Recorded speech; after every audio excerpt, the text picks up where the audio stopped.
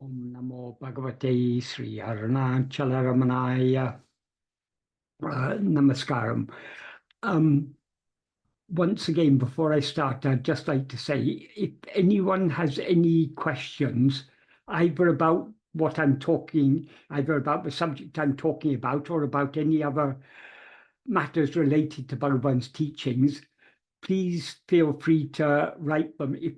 If you're on the Zoom meeting, you can write in the Zoom chat. If you're watching live on the live stream on YouTube, you can write in the live chat. And those questions will then be relayed to me. Before I start, I'd just like to mention one thing. I had written, because the subject I've been talking about for several months now, in fact, many months now, is Āṉma-Viddai, which is Bhagavan's song on Āṉma-Viddai. As I think you're all aware, Āṉma-Viddai is a Tamil form of the Sanskrit Atma-vichara. So Bhagavan wrote this song on Atma-vichara, saying Atma-vichara is so easy. This is a very though there are only 5 verses, in these 5 verses, Bhagavan has given the basic principles of his teachings. As we can understand if we relate them to all his other writings, like Uladunapadu, Upadesha Upadeshasaram in Sanskrit, Nanya, Arunachastuti Panchakam, all these works, they're all, that is the principles that he teaches us in these other works. There a lot of the basic principles are alluded to in this song. So this is a very, very important work. And I have written a series of 6 articles in my blog about this. These articles have now been compiled into the form of a book. So this book is available on Amazon, but unfortunately it's not yet available on the Indian Amazon. But if anyone who's watching this is living outside India, if they're interested to know more about this, the importance of this work, and how much Bhagavan, how much meaning and implication there is in these verses, that book is available on Amazon. So I just mentioned that for anyone who is interested. So coming to the subject which I've been talking about, in the last few months, I've been talking about verse 4, which is one of the, well, all the verses, each of the verses are important in their own way, but this is the verse. I'll just to remind, to pick up the thread again, I'll remind what Bhagavan says in this verse. What he says is, for the bonds beginning with action, karma, to be untied, to rise above the devastation beginning with janma, birth, more than whatever path, this path is what is exceedingly easy. In other words, Bhagavan is saying here that this path is the easiest path of all. What is this path? This is the, I mean, what does he mean when he says this path in Margam? He's referring to the path of self-investigation. And then in the next sentence, he describes what this path of self-investigation is. He says, when one just is, resting without the least action of mind, speech, or body, are in the heart the light of oneself alone. That's all he said. There's no verb there, but the implication is the light of oneself alone will shine forth, swallowing everything else. That alone will remain. Then he says, Nitanubhutiye, the eternal experience, implying this is the eternal experience, the shining of the light of the Atma-jyoti, the light of ourself, the self-shining light of pure awareness. This is the eternal experience. When he says it's the eternal experience, that means it is always our experience. It's our experience even now. now when we've risen as ego, it seems to be obscured because instead of being aware of ourselves as we actually are, we're now aware of ourselves as I am this body, I am this person. But underlying that, this is our eternal experience. This is what we always actually are. And when we know us, when we turn within to see what we actually are, we will clearly see, but we have always, this has always been our experience. This is the eternal experience. Then he says, Bidi iradu, fear does not exist. That is in this, when this light of pure awareness alone is shining, what is there to fear? There's nothing other than ourselves for us to fear. Fear arises only when we experience the appearance of otherness. But this appearance of otherness is only for ego. When we see ourselves as we actually are, there's nothing for us to fear. And then he ends by saying, Imbambodie, the ocean of bliss alone. This is that is what will remain. This eternal experience is itself the ocean of bliss. About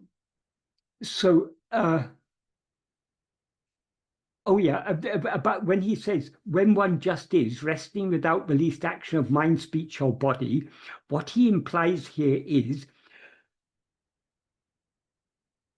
we always are, we always exist, but now we seem to have risen as ego.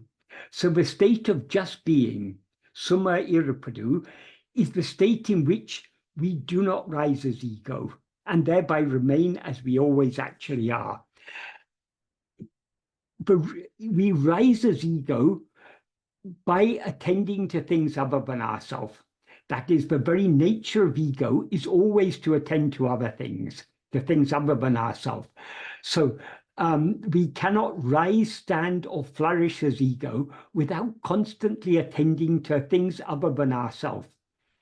This is what Bhagavan teaches us in verse 25 of Ulladu Napadu, in which he describes ego as Uruvatra Pei, a formless demon. A pei is a Tamil word, which is more or less equivalent to the Sanskrit word pisasa. So they are demons that possess people. So now this ego has possessed us, so to speak, metaphorically speaking. So and ego is formless because it has no form of its own. Since it has no form of its own, it's got no separate existence, because separation is, there seems to be separation only when we see forms. Each form is separate from each other form. But in the state of beyond form, in the state of formlessness, there's no separation. The state of formlessness is the state of, that is, what is infinite is formless. What is finite is always formless. So our real nature is infinite. So in its real nature, ego is formless. So ego seems to have a separate existence only when it grasps a form and takes it to be I. So the form we now take to be I is this body. And this body means a form of 5 sheaths. It's not just the physical body. We don't just experience the physical body as I. We experience all the 5 sheaths, as that entire bundle of 5 sheaths as I. So this is what Bhagavan says in this verse is, Urupatri undam, grasping form, it comes into existence, it meaning ego. Urupatri nikum, grasping form, it stands. Urupatri undu mika ongum, grasping and feeding on forms, it flourishes abundantly. Uruvittu urupatram, leaving form, it grasps form. That is, the very nature of ego is to grasp form. Ego cannot rise without grasping the form of a body as I. And it cannot stand without continuing to grasp the form of that body as I. And having grasped the form of a body as I, it is then constantly feeding on other forms. That's why he says, grasping and feeding on forms, it flourishes abundantly. So since ego is formless, all the forms that it grasps are things other than itself. So the very nature of ego, and because ego is formless, how does it grasp things? It grasps things in its awareness. So it's only by attending to things other than ourselves that we are grasping form and thereby feeding this ego. So what happens if, instead of grasping things other than ourselves, what happens if we try to grasp ourselves? Bhagavan answered that question in the same verse by saying, Tedinal otum pidicum. That means if seeking, it takes flight. If seeking means what? What is to seek what? That is, we as ego are to seek ourselves, to seek our own reality, to see who am I. We seek to know what we actually are. In other words, if we look back at ourselves to see who am I who seem to have risen as ego, we will find there's no such thing as ego at all. So ego will take flight, and what will then shine is our real nature, which is what he describes in this verse as the light of oneself. In other words, the Atma-Jyoti, the light of pure awareness. So just like if we see a rope and mistake it to be a snake, we cannot kill that snake in any way. We can take a stick and start beating it, but we cannot thereby kill it. The only way to kill that illusory snake is to look at it very carefully. If we look at it very carefully, what do we see? Oh, it's not a snake, it's just a rope. So that, in effect, is killing the snake. So how is eradication of ego or manonasa achieved? Simply by looking at ourselves carefully. If we look at ourselves carefully, though we now seem to be ego, if we as ego look at ourselves carefully, we'll see, oh, what we actually are is just pure awareness, not ego at all. So ego is just an appearance, like the illusory snake. The reality underlying this appearance, the rope, is pure awareness. So we can experience ourselves as pure awareness only by attending to ourselves keenly. If we attend to ourselves keenly, though we who are attending now seem to be ego, when we look at ourselves carefully enough, there's no such thing as ego to be found. So if we look for it, it takes flight. That's why Bhagavan said, Tedinal otum cum. If seeking or if sought, it takes flight. And what then shines forth is the light of ourself. That is what we always actually are.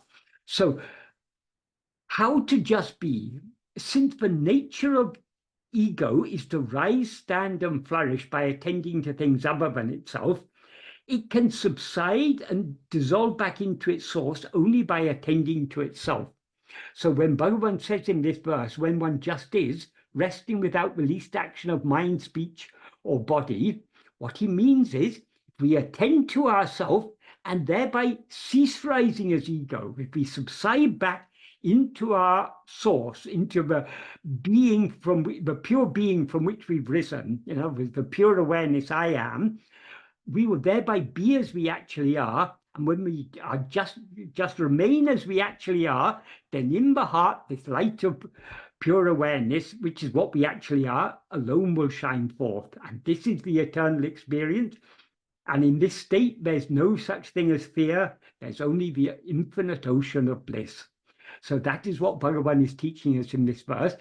I've already talked in detail about much of a verse, but there's a little bit more to talk about these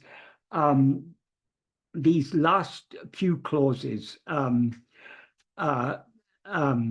This eternal experience and so on. So I'll take up from where I left off last time. When one just is, resting without the least action of mind, speech, or body, in the heart, the light of oneself will shine forth clearly as I am I. This is what he pointed out in earlier verses. when by persistent practice we finally manage to be so keenly self-attentive that ego is dissolved forever in manonasa, all its vasanas will thereby be erased, and what will then remain shining is only the infinite light of pure awareness, which is what we always actually are. As he implies in this second sentence of the fourth verse of Āṉma-Viddai, Solmanadu Tanuvin Kanmadi Siridindri Summa Amandu Iraka Amma Ahatil Āṇma-Vichara. When one just is, resting without the least action of mind, speech, or body, are in the heart the light of oneself alone. That's all he says, but it implies the light of oneself alone will remain shining as I am I. Āṇma-Jyoti, or Atma-Jyoti, I mean, that's a Tamil form of Atma-Jyoti, means self-light or light of oneself in the sense, the light that is oneself. So it implies the light of pure awareness, which is what we actually are. The suffix a is an intensifier, but it implies alone, actually, or certainly.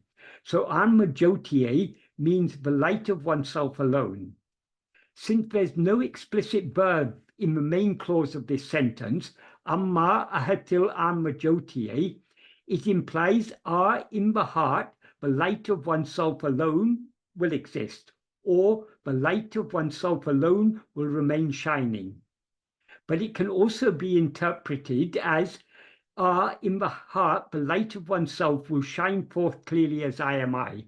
And this latter implication seems to be the most appropriate one when we consider this clause along with the parallel clause in each of the other four verses, because the implication of all these verses is that when we investigate ourselves keenly enough, our real nature will shine forth as I am I, meaning as awareness of ourself as ourself alone.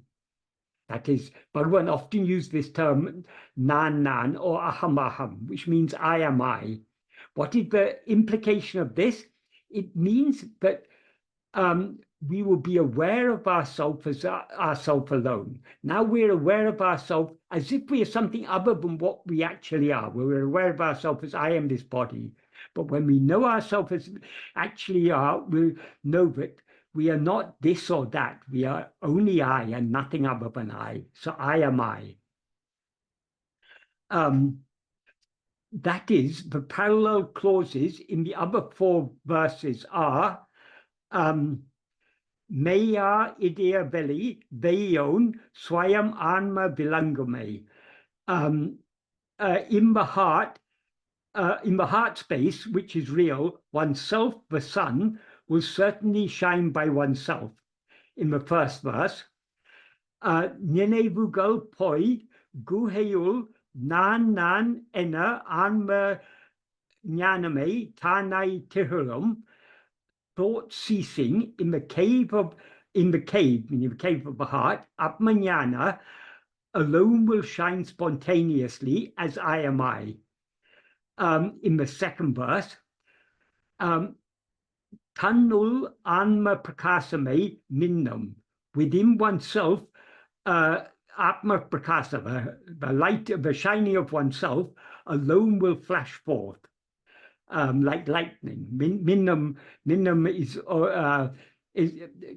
means to flash, but it means to flash like lightning.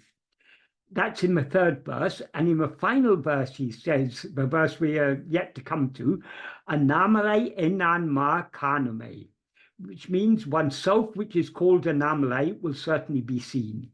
So in all these verses, there's the formation of each of these verses are structured in a certain way, but there's a clause in which he implies if we investigate ourselves and see what we actually are, then that alone is what will remain shining as I am I. And our real nature alone will remain shining as I am I. To know ourselves as the light of pure awareness which is the eternal experience of infinite happiness, devoid of even the slightest trace of any fear, we do not need to do anything at all, but just be as we always actually are, with our entire attention fixed firmly and unshakably on ourself alone. In the next sentence of this fourth verse, Bhagavan says, Nitanubhutiye, the eternal experience, thereby implying that Atma-Jyoti, the light of pure awareness that shines forth when we are so keenly self-attentive that ego dissolves forever, and we thereby remain without the least action of mind, speech, or body, that light of pure awareness, that Atma-Jyoti, that is our eternal experience. That is, though we seem to be aware of ourselves as something other than pure awareness, so long as we rise and stand as ego, when we know ourselves as we actually are, we will know that we are never anything other than pure awareness, because we are immutable and are therefore never affected, even in the least, by the appearance of ego or any other thing, and by the appearance of ego and all other things or any other thing, which seem to exist only in the view of ego and not at all in the clear view of pure awareness. So in other words, pure awareness is ever unaffected by the appearance or disappearance of ego, because in its view, there's no such appearance or disappearance at all. What is alone is as it always is, and what is only pure awareness. So that is our eternal experience. But to recognize that as our eternal experience, we need to see we need to be aware of ourselves as we actually are. And being aware of ourselves as we actually are entails being what we actually are. As Bhagavan says in verse 26 of Upadesha, Tanai iritale, tanai aridlam. Being oneself alone is knowing oneself. Because oneself is not, we're not two selves, one self to know another self. So we can know ourselves only by being ourselves. Because what we actually are is just pure awareness. And pure awareness, to know pure awareness, what does pure awareness has to do? It has to just be as it is. By just being as it is knowing itself as it is. So since that is what we actually are, to know ourselves as we actually are, we just need to be as we actually are. In other words, we need to cease rising as ego and just remain as pure being, which is what we always are. And that pure being is itself pure awareness. In other words, Sat is Chit. So just by being as we actually are, we are knowing ourselves as we actually are, because what we actually are is Sat Chit. It is both being and awareness. But not two things. It's not being and awareness. It is Sat Chit. It is being awareness, because that is the very nature of being is awareness. I mean, the very nature of awareness is being. They're one and the same thing. They're not, Sat and Chit are not two different things. And Sat and Chit are themselves Ananda. So that is Sat Chit Ananda is not a description of three things, or it's not even one thing with three features. It's three descriptions of one and the same indivisible thing. As Bhagavan describes it in verse 28 of Upadesha, he says it is Anadi, Ananta, Akhanda. Akhanda means it's unbroken. We cannot separate Sat from Chit, or Ananda from Sat or Chit. So all these three words are all referring to the same thing. So the very nature of Sat being is awareness and is happiness. Then in the next sentence, he says, Iradu Bidye, fear does not exist, or fear will not exist. We can take it either way, because desire and fear can arise only in a state in which something other than ourselves seems to exist. But in the light of pure awareness, which is our eternal experience, it is clear that nothing other than ourselves could ever exist or even seem to exist. That is what we actually are, is ekam eva advitiyam, one only without a second.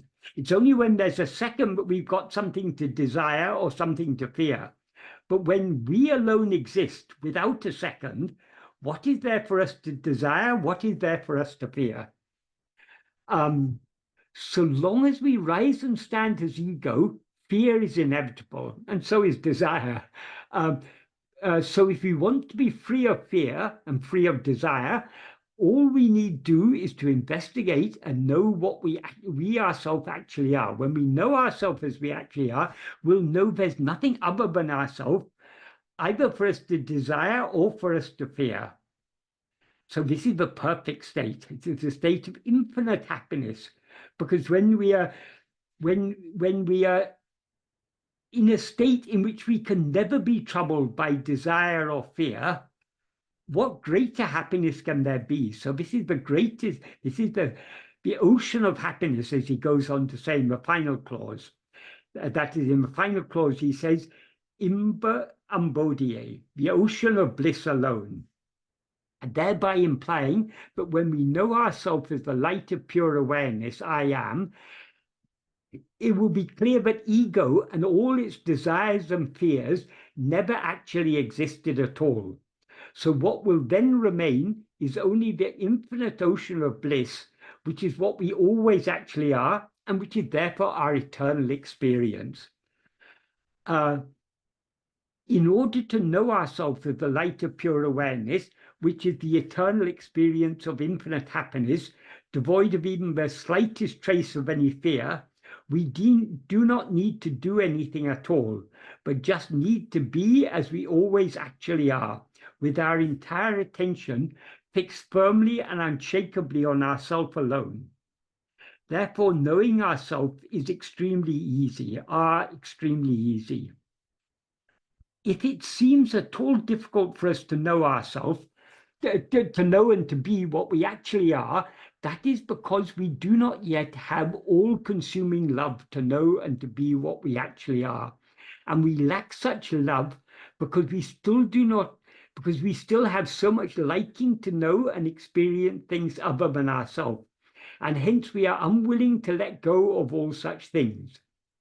We can clearly see such lack of willingness whenever we try to be self-attentive, because instead of keeping our entire attention fixed firmly on ourselves, we willingly allow it to be frequently distracted away towards other things under the sway of our Vishaya vasanas.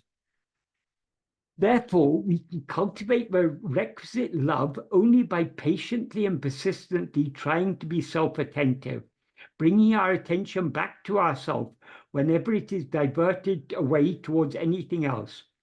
If we persevere in this simple practice, we will eventually dissolve forever back into pure awareness,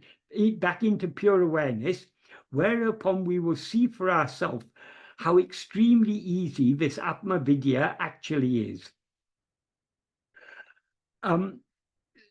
So that sums up this verse, this fourth verse.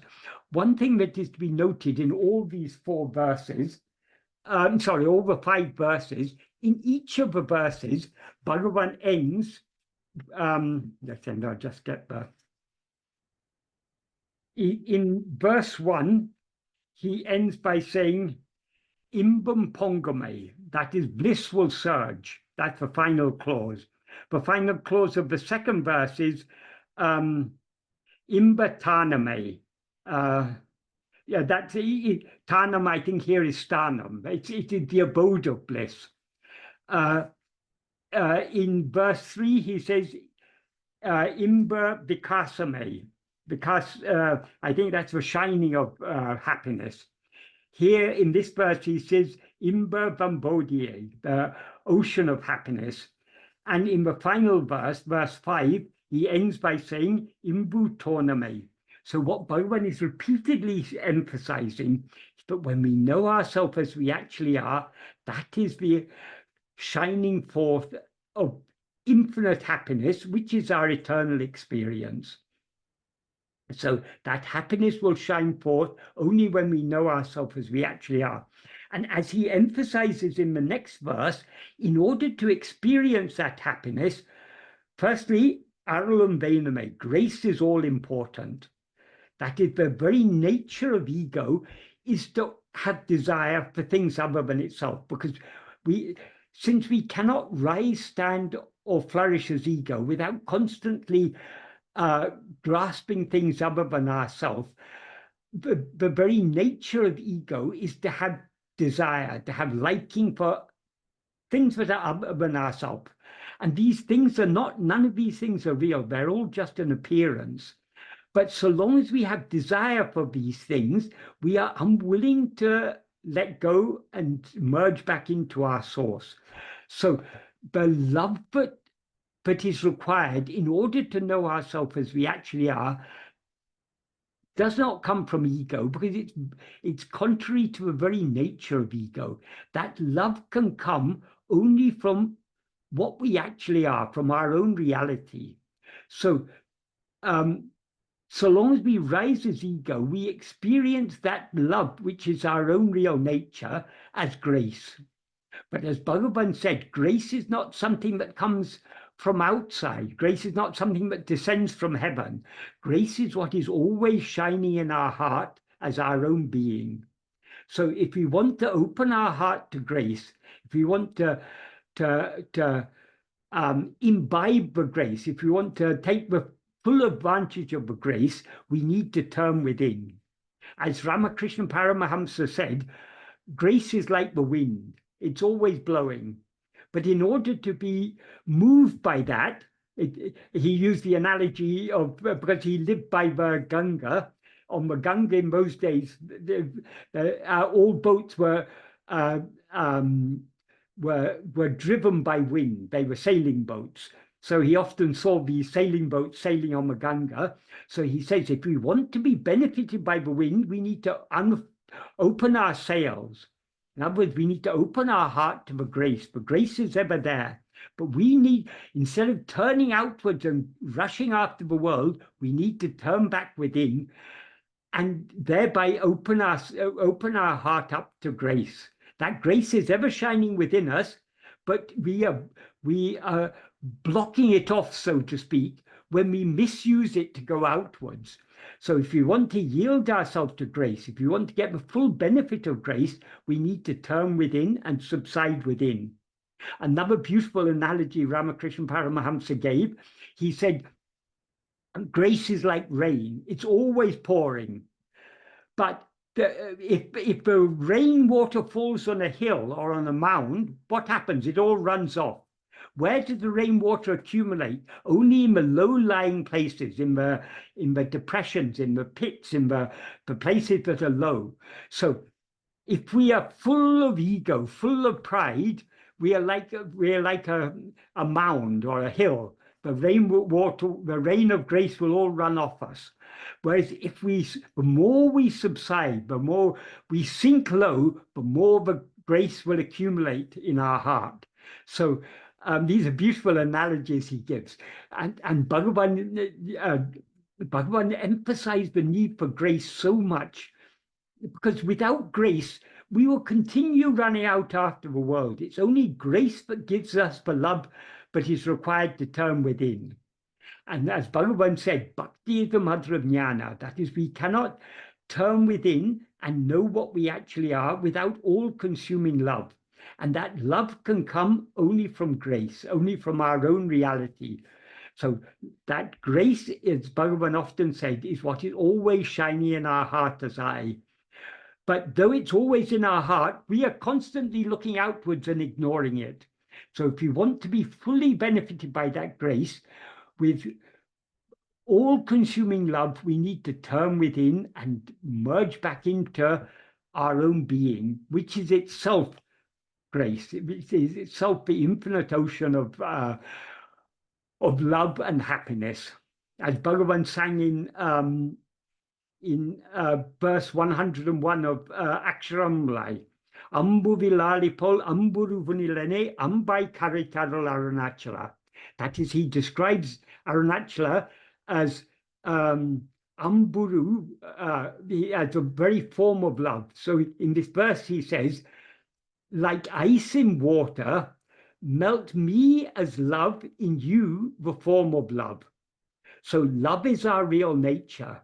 But when we rise as ego, we are like a small piece of ice, or that is a hailstone, or a snowflake that has fallen in the ocean. So we need to be dissolved back into this ocean of love and thereby lose our separate individuality. So Bhagavan's path is the true path of bhakti. It's the ultimate path of bhakti. It's where all other forms of bhakti lead, is to this path of turning within and surrendering ourselves completely. Surrendering ourselves to what? To God, or to whatever God or Guru. In other words, to our own reality. It's surrendering our rising to our being. Being is what we actually are. Our being is God. Our being is Brahman. Our rising is ego. So we need to surrender this rising back to being by just sinking back into the heart and being as we actually are. So this is the, I think I'd said enough about verse 4. Have any questions been asked, or shall I continue to take up verse 5 now?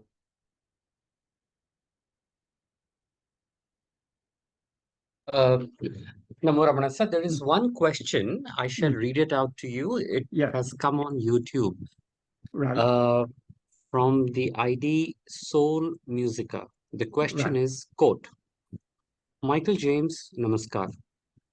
I feel fear, so the understanding of Atma-vichara is by holding on firmly to I am, and to the extent I subside, the fear will drop. Yes. Self-remembrance the key, unquote. Yes. Is that a question, or? I think it's a question, sir. Towards the end, when Soul Musica says self-remembrance is the key, it is coming with a question mark. Yes, absolutely. Self-remembrance is the key. What does self-remembrance mean? If we remember a name of God, what are we doing? We're keeping our mind on that name of God. We're remembering that name of God, keeping that name of God constantly in our mind. But as Bhagavan said, the first and foremost name of God is I am. And what does this name, when we meditate on a name of God, we're not just meditating on that name.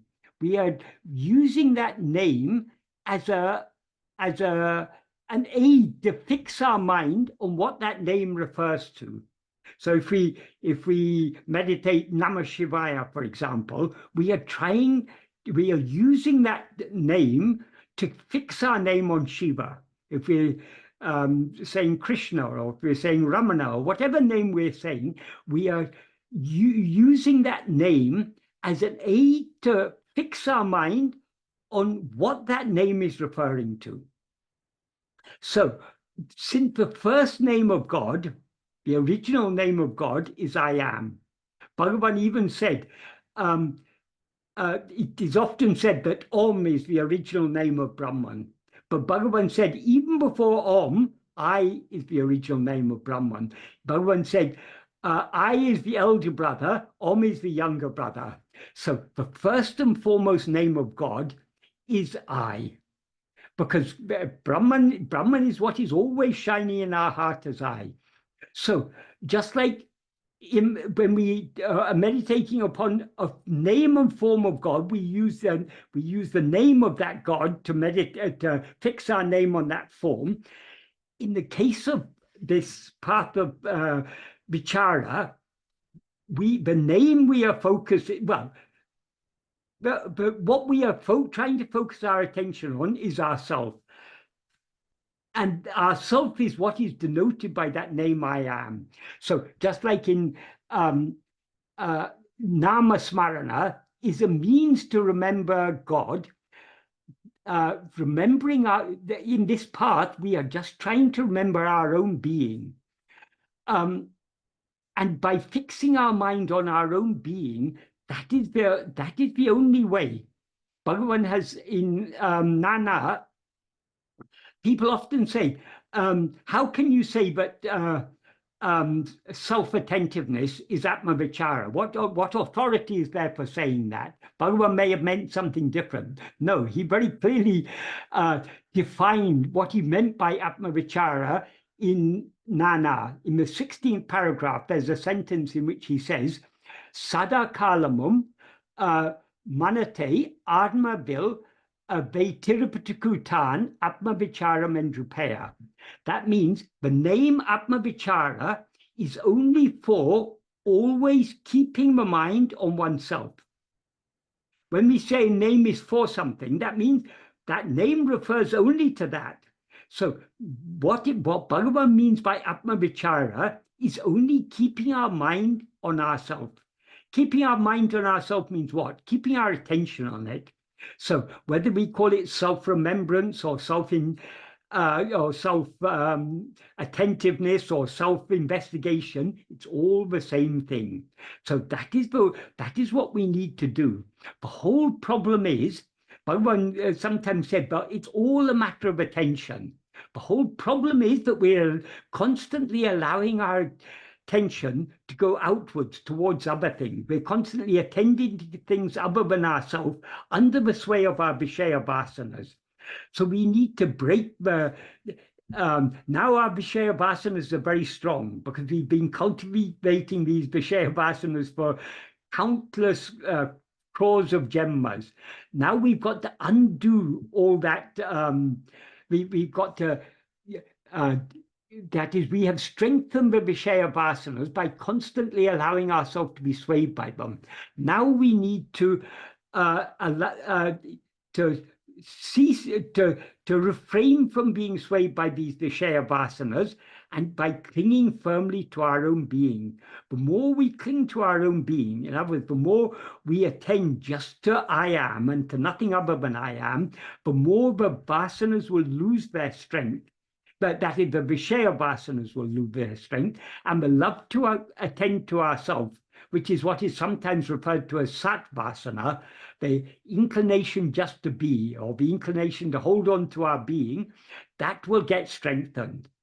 So the way to, as Bhagavan said, bhakti is the mother of jnana. So love is essential on this path. That bhakti is essential on this path.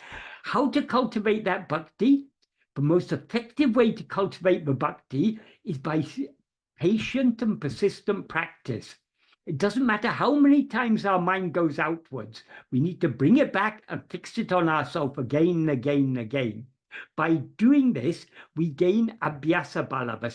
By the strength of that practice, as Bhagavan says in verses 8 and 9 of Upadeshundya, these are two very, very important verses.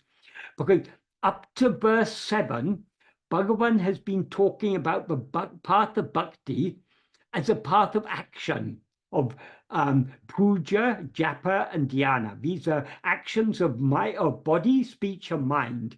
And each in this order is more efficacious than the previous one, more efficacious in purifying the mind. And in verse 7, he says, rather than the interrupted meditation which is uninterrupted, like the flow of a river or the flow of ghee, if the ghee is being poured, it gets poured in an unbroken flow. Like that, our meditation should be unbroken. That is, we should, if we're meditating on a name or form of God, for example, we should keep our attention fixed on that name or form of God. If our attention is constantly wavering away towards other things, that means we have more love for those other things than we have for the name and form of God. So that's what Bhagavan says in verse 7. But then in verse 8, he says, rather than Āṇya-bhava, Ananya-bhava, in which he is I, is the best among all. What does he mean by Āṇya-bhava and Ananya-bhava? In this context, Āṇya-bhava means meditating on God as something other than ourselves. Anya means other. So meditating on what is other means it implies meditating on God as if he was something other than ourselves. So when we're meditating on a name or form of God, that name and form of God is obviously something other than ourselves. But better than that is, with the understanding that he is I, to meditate on nothing other than I. In other words, to meditate on nothing other than ourself, with the understanding that he is ourself. What is shining in our heart as I, that is God. So meditating on I is the best. Meditating upon nothing other than I, that is the best among all. It's the most effective way to purify the mind, and it's the only means by which we can eradicate ego and thereby eradicate the mind. So that's verse 8. Then in verse 9 he says, Bhava Balatinal. Bhava Balatinal here means by the strength of meditation. By the strength of what meditation? That meditation on nothing other than oneself, on that Ananya Bhava. So by the strength of that self-attentiveness is what he implies, being in one's in Sat Bhava, in the state of being which transcends bhavana. Bhavana in this context implies mental activity. That is, so long as we're meditating upon anything other than ourselves, even if we're meditating upon a name and form of God, that is a mental activity. But when we're meditating on ourself alone, that is a cessation of mental activity. So by the strength of that self-attentiveness, being in the state of being which transcends all bhavana, in the sense of mental activity, that is parabhakti tattva. That is the very nature of the very tattva of supreme devotion. So it is, how do we achieve that state of just being in our state of being? It's only by the strength of by that bhava balam. Bhava balam implies the strength of meditation. Which meditation? The strength of ananya bhava. Because it's only by the, that's why I say that abhyasa bala, that strength of practice is so important. We can gain the strength to be as we actually are only by constantly attending to ourselves. Bhagavan says the same thing in other words in the 6th paragraph of Nana. What he says in the 6th paragraph of Nana is, Sir, I just also let you know there are a couple of follow-up comments and questions from Soul Musica on the previous question. Okay, very good, very good. I very much appreciate it when people ask questions, because it makes it more interactive rather than me just talking. So anyway, I'll finish answering this, because these are all points connected together about the importance of practice, because Soul Musica asked about that self-remembrance. Whether we call it self-remembrance or self-investigation or self-attentiveness, it's the same thing. But what is important is the perseverance in the practice. This Bhagavan makes very clear in the 6th paragraph of Nana. So I'll just read some sentences from this. He begins by saying, Nana ennum vicharane inaleye manamadangam. That means the mind will subside, or the mind will cease, only by means of this investigation, who am I? Then he says, Nana ennum ninevu, matra ninevugale ellam aritu, pinnum sudu tadipol, mudivil tanam ariyam. Here he begins this sentence with the term Nana ennum ninevu, the thought, who am I? We need to understand what he means here. Some people think the thought, who am I, means thinking the words, who am I? But that is not what Bhagavan means here. He's using the word ninevu, thought, here in a metaphorical sense. So what he referred to in the previous sentence as Nana ennum vicharane, the vicharana, who am I, the investigation called who am I, is what he refers to here as the thought called who am I. But it doesn't mean literally the words who am I. It means the attention that the effort we make to turn our attention back to ourselves to see what we actually are. The reason he uses this word ninevu here is when we direct our attention to anything other than ourselves, that movement of our attention away from ourself towards that other thing is what is called thinking, is what is called a thought. So all thoughts are attention paid to things other than ourselves. So since attention to other things are called thoughts, here he refers to attention to ourself. He refers to it metaphorically as a thought. That instead of our mind moving outwards to other things, the mind is moving backwards, back within to see who am I. So that's what he implies by this term, the thought, who am I?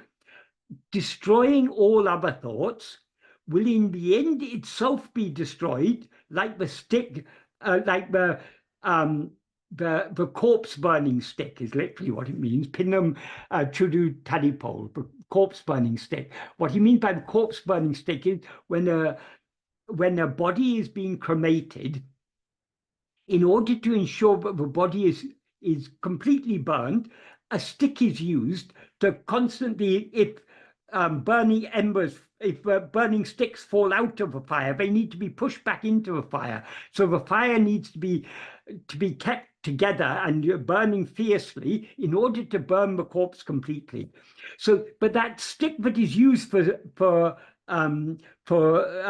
tending to that fire, constantly stirring and keeping the fire burning, that stick will obviously catch fire. And in the end, once its work is done, since it's already burning that stick, it's just thrown on the funeral pyre and it burns along with everything else.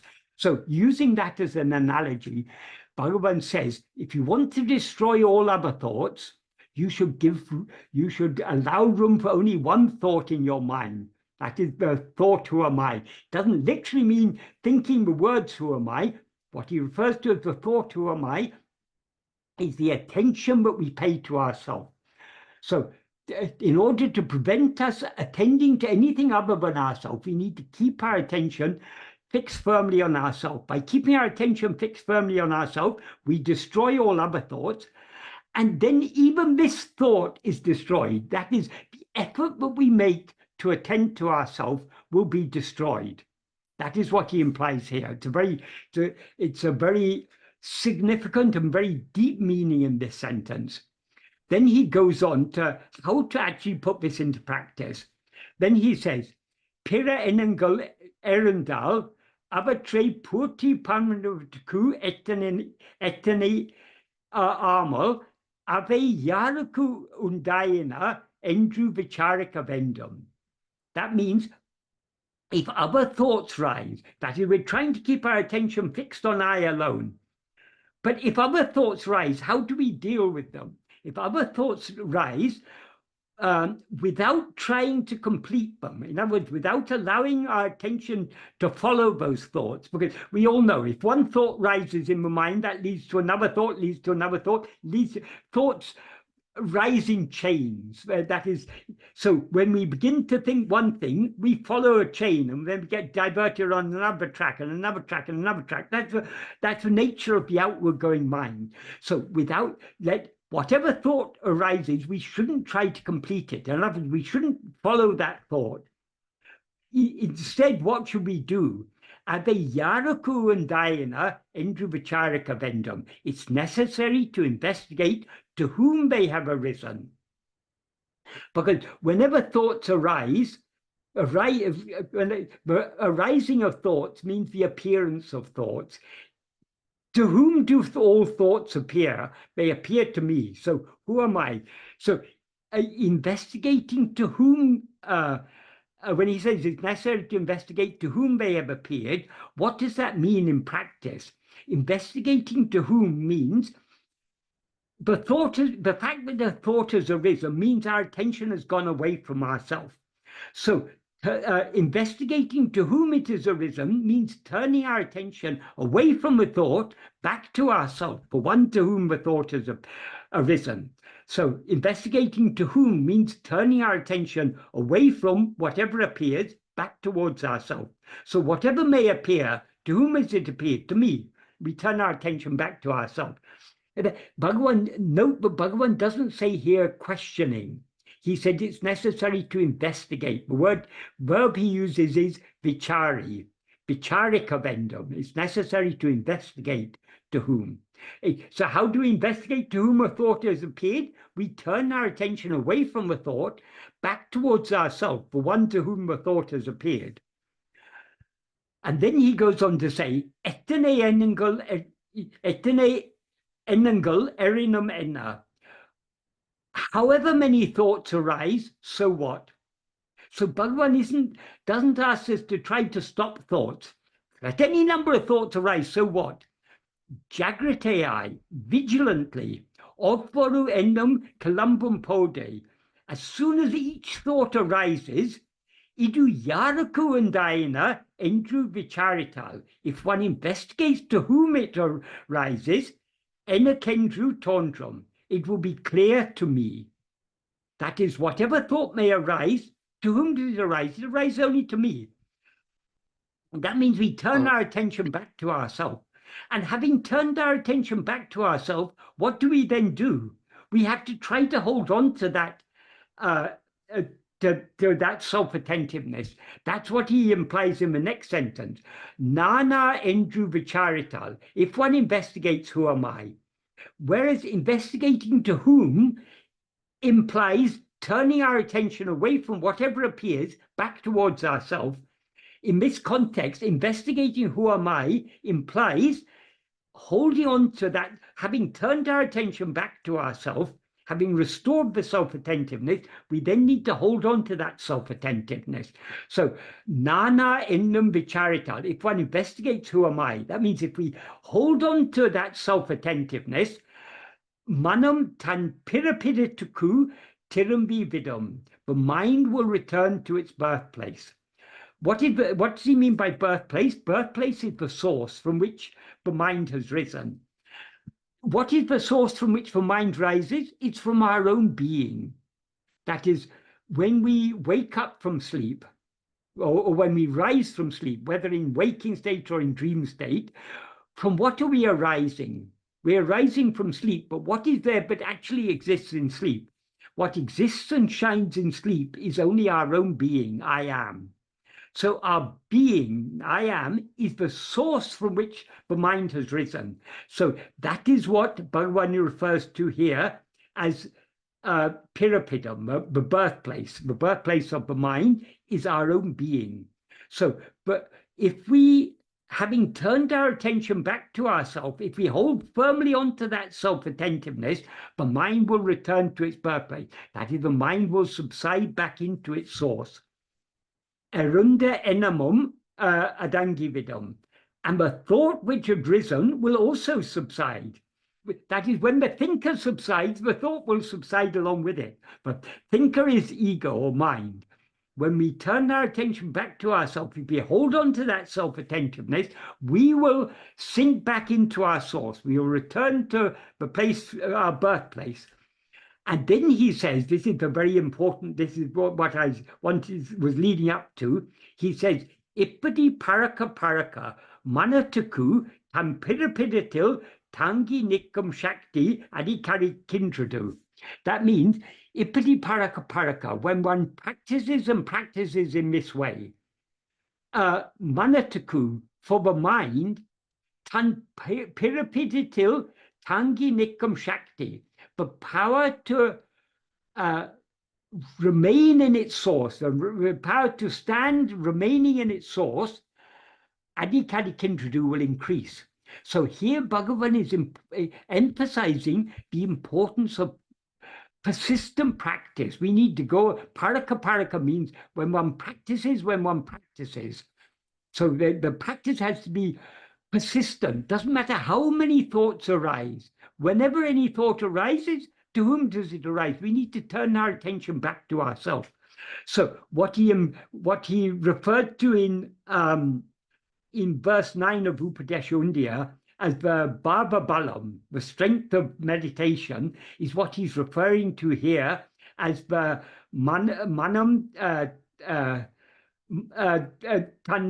pirapidatil tangi nikam shakti, the power to remain in its source, in its birthplace.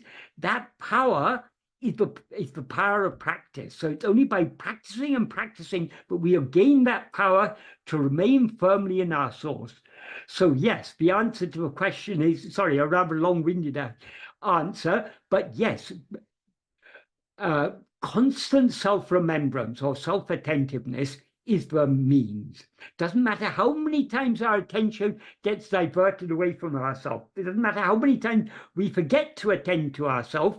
We need to, as soon as we notice the mind has gone away, and when the mind goes away, that means we're dwelling upon the appearance of other things. So to whom do all these other things appear? To me. So this is such a nice question. If we take it as a question, but it's not, it's more than just a question, because it's not a question, but we're asking a question to get an answer. But that is, this question to whom is such a powerful tool Bhagavan has given us. Whatever appears, to whom does it appear? That is that it's not the questioning that is important, it's investigating to whom it has appeared. That is the key to turning our attention back to ourselves. Doesn't matter whatever may appear. I mean, in life, we go through so many different types of experiences. We go through pleasant experiences, unpleasant experiences, shocks, calamities, disasters, all sorts of things happen. Or some days, nothing special happens. It's just an ordinary day goes on without any event. But whatever it is, whether it's something dramatic or something mundane, to whom does all this appear? That is, none of this could appear if we weren't there to be aware of it. So it appears, whatever appears to us. This touches upon the very heart of Advaita philosophy, because in the Advaita, the fundamental principle of Advaita is ekam eva advaityam. What actually exists is one only without a second. So how then to explain the appearance of all this multiplicity? According to Advaita, it's all vibhata. It's all just an illusory appearance. It's not real. So that's the fundamental, one of the fundamental principles of Advaita. But Bhagavan then comes in and draws out the important implication from this. Okay, if all this is an appearance, to whom does it appear? Because you can't have an appearance without it appearing to someone. So rather than just talk about this and say it's all an appearance, okay, if it's all an appearance, then to whom does it appear? Because you can't have an appearance without it appearing to something. So to whom does it appear? It appears to me. Then who am I? We turn our attention back to ourselves. So Bhagavan is a genius at drawing out the practical implication of all of Vedanta. So the hallmark of Bhagavan's teachings is his strong emphasis on practice. And this is what he's constantly digging into us, the need for practice, practice, practice, practice, because this is only by this abhyasa bala, by the strength of practice, that we can eventually gain this, develop the strength to be as we actually are, to remain without ever rising as ego. So I hope that's a useful answer to that question. What were the follow-up questions? The first one is, and I think it is already addressed, but it's my duty to share this with you. Quote, keeping our mind on it. Mind means attention on oneself, unquote. The second one is, yes, delusion of happiness lies within oneself, but radically, once one tastes that grace will dissolve one until that it's normal to feel fear or threaten, unquote. Sorry, what was the first question again? Just so I can deal Yes, one by one. Yes, sir. The first question was, quote, keeping our mind on it. Mind means attention on yourself, yes. on Yes. oneself. Yes, unquote. Yes. This is a usage that is common to many languages. That is in English also. We talk about keeping our mind on something means attending to it.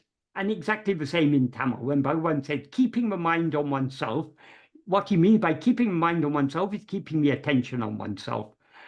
So yes, that's what Bhagavan means when he says keeping the mind on oneself. I imagine in most languages there's such a usage, because the term mind is a very fluid term, but we use in slightly different sense in different contexts. But when we talk about putting the mind on something, or keeping the mind on something, or fixing the mind on something, it means attending to it. And the next question was? So the next question from Soul Musica was, quote, yes, the delusion of happiness lies within oneself, but radically, once one tastes that grace will dissolve one until that it's normal to feel fear or threaten, unquote. Yeah, that is the delusion of happiness is the delusion that happiness lies outside ourselves, because actually happiness is our own real nature. But when we rise as ego, we separate ourselves from our real nature, which is infinite happiness. So as soon as we don't actually separate ourselves, we can never separate ourselves from what we actually are, but we seem to separate ourselves, because once we limit ourselves as this finite form, this body, we no longer experience ourselves as the infinite ocean of happiness that we actually are. So as ego, we always feel something is lacking. We feel we are deficient in some way. Since we feel we are deficient, we look outside to fill up that deficiency. So we fail to look within, we look outside, thinking that if I can get this, I'll be happy. If I can get that, I'll be happy. If I have more money, I'll be happy. If I have more pleasures, if I have more leisure time, if I have more learning, if my wife or my husband is nicer to me, if I have better behaved children, if this or that, we always think something, or if I get a promotion in my job, or if I get a pay rise, or this or that, we spend our entire life, from the beginning of our life to the end of our life, looking forward, thinking, if I have this, then I'll be happy. If I have this, then I'll be happy. Bhagavan uses an analogy in Guruvasika Kavai. There's a tree that grows a lot in Tamil Nadu. It's a very fast-growing tree. It grows into a big tree, but it's got very soft wood. It's got a sort of greenish bark.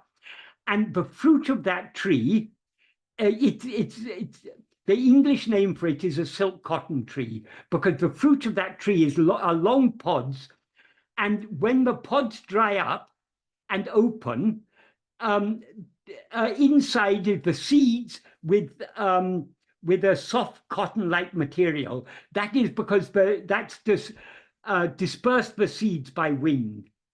So Bhagavan uses the analogy, just like a parrot who waits for the fruit of this tree to ripen, and it waits there patiently, and when finally the fruit ripens and bursts open, inside there's nothing edible. The parrot was waiting for a fruit to ripen, thinking it was going to get something.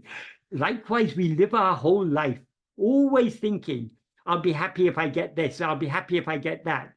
And we spend our life constantly deluding ourselves, thinking we'll get happiness from this, we'll get happiness from that. And we end up without the happiness we're looking for. Because what we are all looking for, that is, whatever pleasure we get, if you have desire for, say, the latest model of car, for example, some people are fascinated by what are the latest models, and they want to get the latest model. If you have a desire for that, when you get that, because your desire is satisfied, you will feel a temporary pleasure from that. Oh, now I've got this car I wanted. But that pleasure is a very short-lived pleasure, because then you'll see your neighbor has got an even better car. And so you'll want that better car. So the nature of desire, Bhagavan says also in Guru Vachakabai, there's no bottomless pit as bottomless and impossible to fill as the pit of desire. That is, however much we satisfy our desires, we want more, we want more, we want more. So we cannot be satisfied. Why? No desire, the fulfillment of no desire can satisfy us, because whatever pleasure we get from anything, well, it may be intellectual pleasure from learning, or it may be pleasure from owning things that we wanted, or it may be pleasure of sensual pleasures, or whatever it is. These are all very trivial pleasures. None of them, they're all finite. They're brief. They last a short while and then they pass away. What we are all seeking, knowingly or unknowingly, is infinite happiness. Nothing short of infinite happiness is going to satisfy us. So we cannot get infinite happiness from finite things. So the very nature of jiva, the very nature of ego, is dissatisfaction. We are doomed to dissatisfaction. Even if we do all sorts of punya karmas and go to the highest heaven, even if we go to Brahmaloka, we'll still be dissatisfied, because nothing finite can satisfy us. Even Brahmaloka, which is said to be the highest of all heavens, the most blissful place, even that will not satisfy us. We'll still be dissatisfied because it's finite. Nothing finite can satisfy us. So the only thing that can satisfy us is infinite happiness. And infinite happiness is our own real nature. So we can... And so long as we are finite, we obviously cannot experience infinite happiness. So we need to know ourselves as we actually are. Then only we can experience infinite happiness. So until then, seeking happiness outside ourselves is futile. That's why Bhagavan said, in the first sentence of Nana, he concludes that sentence, in order to experience that happiness, which is one's own swabhava, which one experiences daily in sleep, which is devoid of mind, oneself, knowing oneself, is necessary. Tanne tan aridal vendum. Idaku nana ennum jnana vicharame mukhya sadhanam. This investigation, this awareness investigation, jnana vichara, who am I, is the principal means. So if we want happiness, if we want satisfaction, we need to understand we cannot get what we are looking for outside ourselves. We need to look within. We need to investigate to see what we actually are. So I hope that's an adequate answer to that question. Yes, sir. Thank you so much. I have already emailed you about 5 odd questions that we received both on YouTube and Zoom. And as I say this, Soul Musica is sending greetings and thank you to you. Okay. Well, I hope the answers were useful. I'm sure they were, sir. Yeah. Given that we have 3 minutes left, would you like to conclude now, sir? Yes. I mean, next time I will take up verse 5 of Āṉma-Viddai. So I think there's not enough time to begin that now. So are any of the questions, it's something that I could answer quickly, or the trouble is you ask me about what seems a very simple question, and I give a long, not a complicated answer, but my answers tend to be long because I'm trying to emphasize the point. Sure. I have got a couple of questions with me, which I've already emailed you. I'll share them. Maybe you think you can answer them quickly, sir. The first question in the sequence that they have come through is from Daniel Sekelski. Quote, in the night, I have very vivid dreams whole night and have no memory about deep sleep without dreams when I wake up. Does it mean Ego never subsides and just alternates between waking and dreaming. Unquote. No, we couldn't live without. I mean, sleep is an essential part of our life. Maybe if we have many dreams, those dreams may leave a strong impression on our mind, and therefore we may overlook the fact that between those dreams there were periods of deep sleep. Deep sleep is it's that is from a biological point of view, sleep is necessary, but even from a spiritual point of view, because what are waking and dream? They're states of activity, of mental activity. The mind is constantly going outwards. The mind needs energy to go out, to be constantly active, and it cannot get that energy from anywhere other than its own source. So we had to subside in our source in order to be rejuvenated. So we couldn't continue mental activity ceaselessly. There have to be periods of sleep. So it's not, I mean, from an outward looking point of view, we can say it's a biological necessity.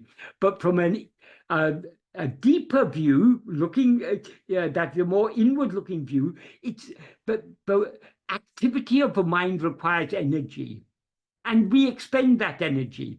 So just like our mobile phone, if we don't charge the mobile phone, it's sooner or later it's going to run out of power.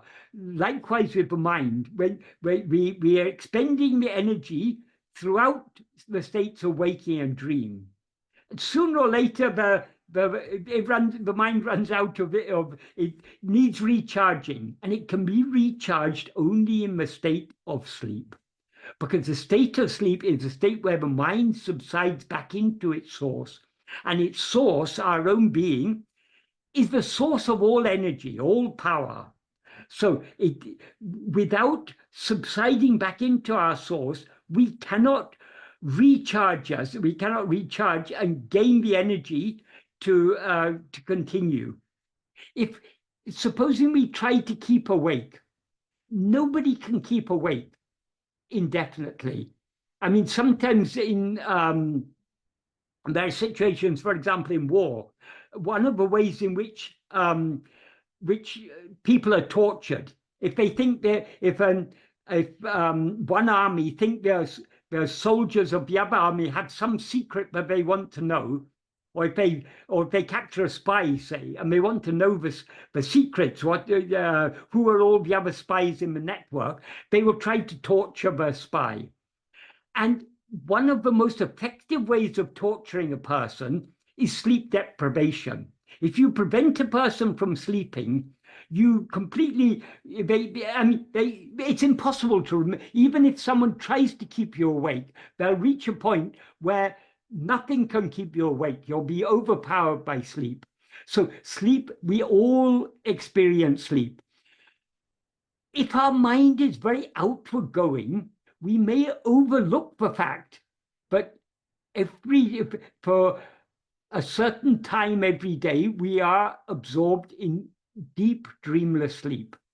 Even to say for a certain time, that's true only from the perspective of the waking state or the dream state.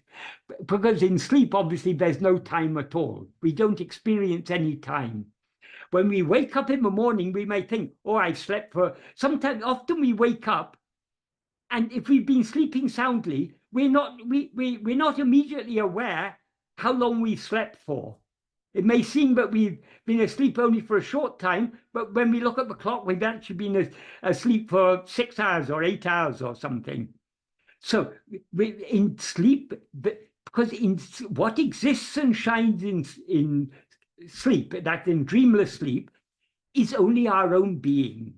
So there's no time, no space, no phenomena of any kind whatsoever in that state, because all these things, all these phenomena exist only in the view of ego. In sleep, ego is absent, and therefore everything else is absent.